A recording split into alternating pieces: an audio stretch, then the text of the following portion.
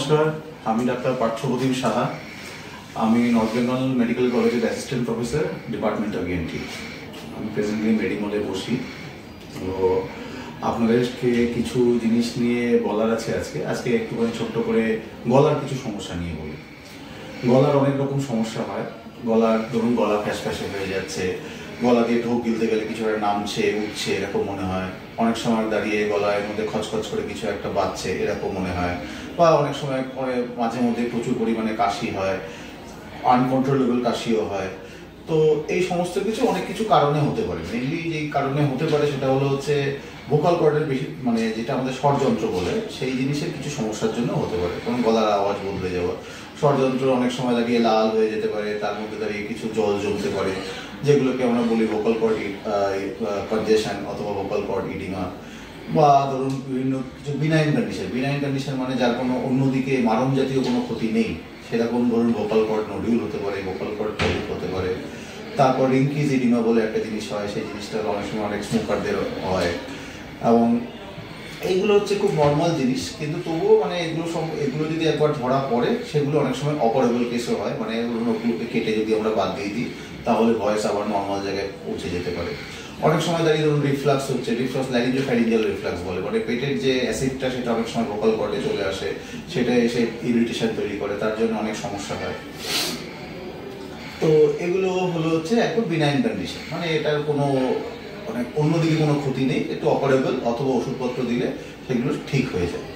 কিন্তু এই ফ্যাসফ্যাসে আওয়াজ বা শ্বাসকষ্ট বা এরকম ধরনের জিনিসপত্র অনেক সময় অন্যদিকেও টার্ন নিতে পারে।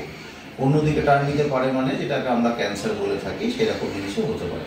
তো সেটার জন্য কি হতে পারে, সেটা হচ্ছে ভোকাল কর্ডে ক্যান্সার হতে পারে, ভোকাল কর্ডের ওপরে কিছু পোর্শন আছে সেটার ক্যান্সারও হতে পারে, তার নিচেও কিছু পোর্শন আছে সেটারও ক্যান্সার হতে পারে। এগুলোর মোটামুটি সব কিছুই কিন্তু ট্রিটেবল যদি আমরা আগের স্টেজটাতে, মানে সবচেয়ে প্রথম স্টেজে আমি যদি সেটাকে ডায়াগনোসিস করতে পারি। তেমনি আর একটা জিনিস আছে, সেটার নাম হচ্ছে লিউকোপ্লাকিয়া, এরিথ্রোপ্লাকিয়া বা লিউকো এরিথ্রোপ্লাকিয়া। এই সব কিছু কিন্তু প্রি ক্যান্সারাস লেশন বলতে কি বোঝে, মানে ক্যান্সার এখনো হয়নি কিন্তু সেটা ক্যান্সারের দিকে টার্ন নেওয়ার একটা সম্ভাবনা আছে।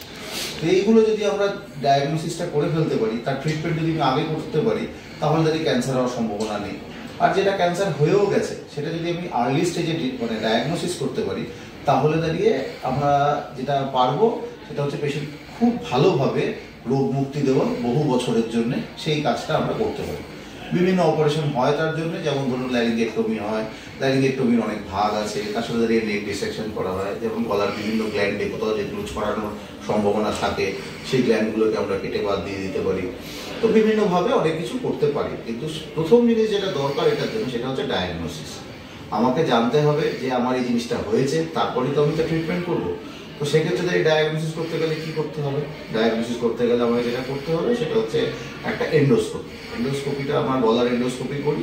গলার এন্ডোস্কোপির নাম হচ্ছে ফাইবার অপটিক ল্যারিঙ্গোস্কোপি।